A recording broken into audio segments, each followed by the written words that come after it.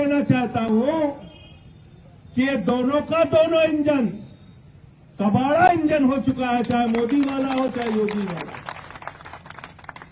ये double engine कबाड़ा हो चुका है।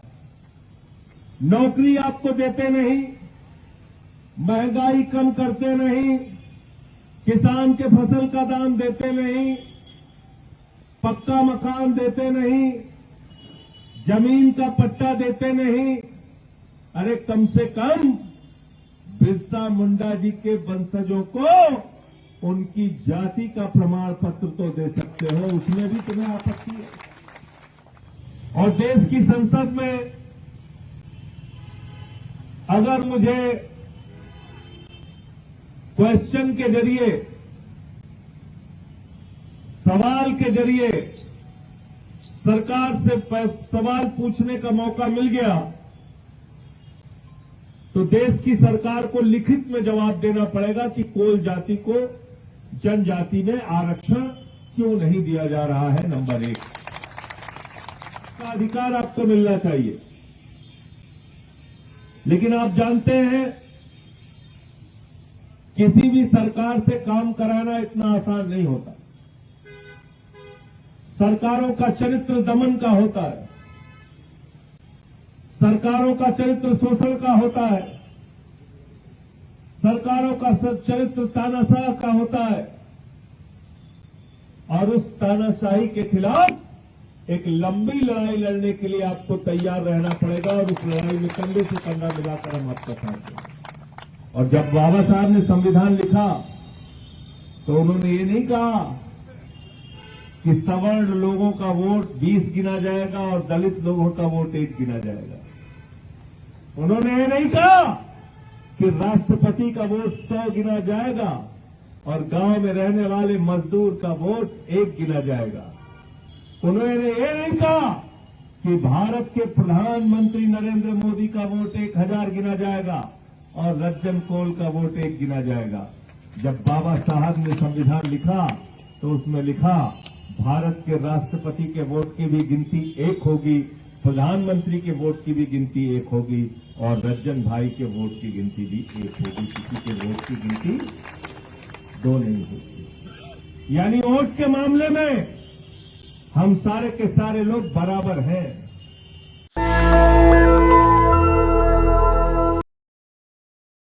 अधिकार आपको मिलना चाहिए। लेकिन आप जानते हैं किसी भी सरकार से काम कराना इतना आसान नहीं होता। सरकारों का चरित्र दमन का होता है,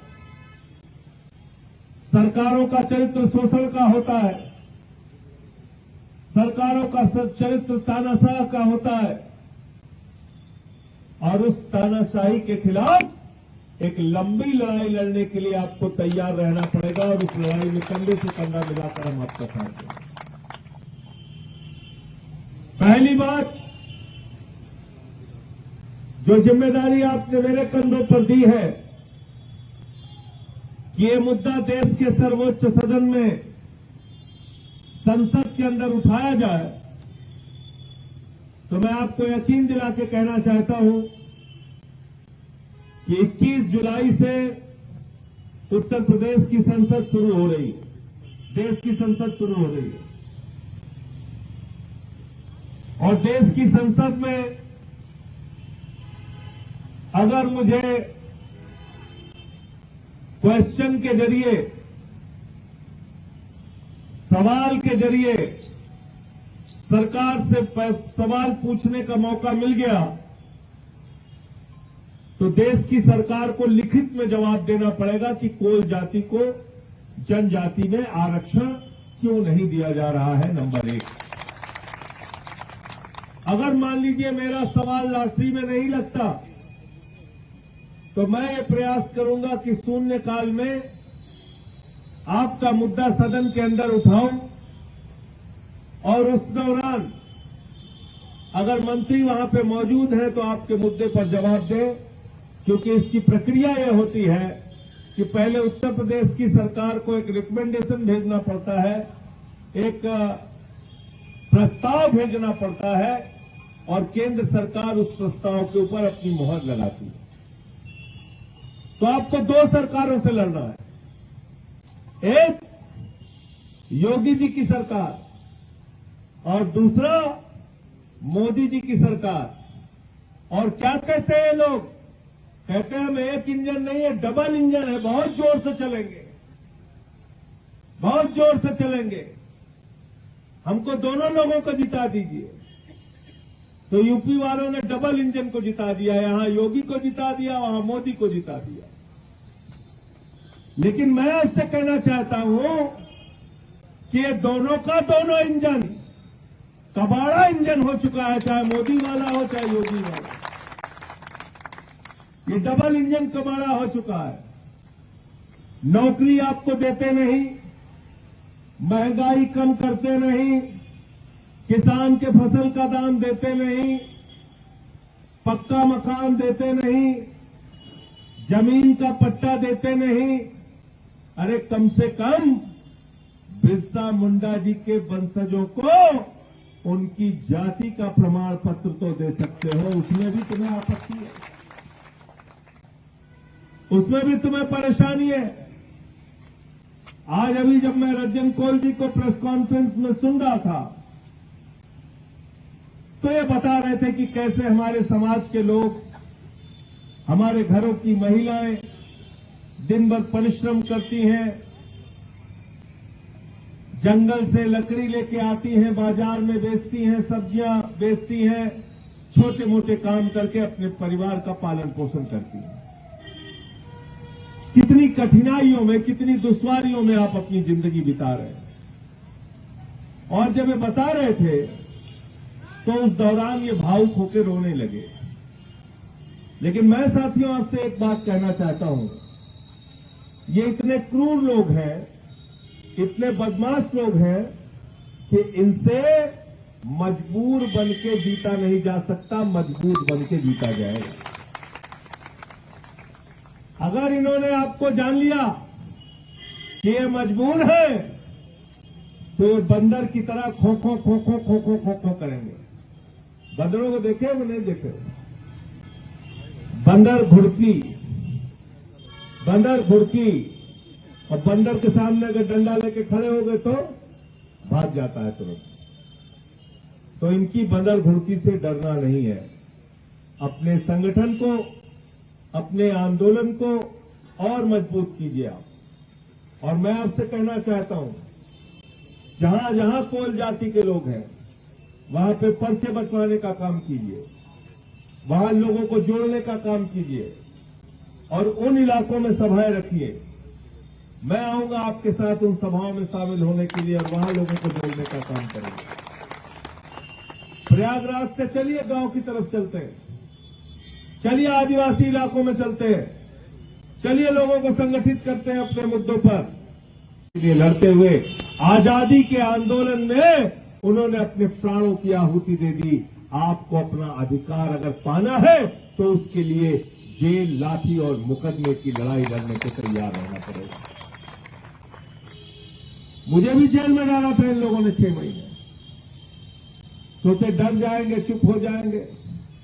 मैं जिस दिन जेल से बाहर आया, पहला कदम रखते ही 10 गुना ज्यादा इन लोगों के खिलाफ बोला। इनसे डरना नहीं है, इनसे लड़ना है। हम लोग अपनी नौजवानी में नारा लगाते थे, जीना है तो मरना सीखो और कदम कदम पे लड़ना सीखो। ये बाबा साहब डॉक्टर भीमराव अंबेडकर जी का देश है। और बाबा साहब ने जब संविधान का निर्माण किया तो उस संविधान में लिखा कि समाज के दलित, शोषित, वंचित वर्ग के लोगों के लिए, जनजाति समुदाय के लिए सरकारी नौकरियों में आरक्षण रहेगा और गैर बराबरी को धीरे धीरे करके मिटाया जाएगा, समाप्त किया जाएगा। अगर आज भी 78 साल के बाद 45 लाख उत्तर प्रदेश के जनजाति के लोगों को जनजाति का प्रमाण पत्र नहीं मिल पा रहा है तो इसका मतलब बाबा साहब की लड़ाई अभी अधूरी है। उस सपने को अभी हमें पूरा करना है। और ये देश बाबा साहब डॉक्टर भीमराव अंबेडकर जी के द्वारा लिखे गए संविधान से चलेगा। आज संविधान को धीरे धीरे खत्म करने का प्रयास किया जा रहा है।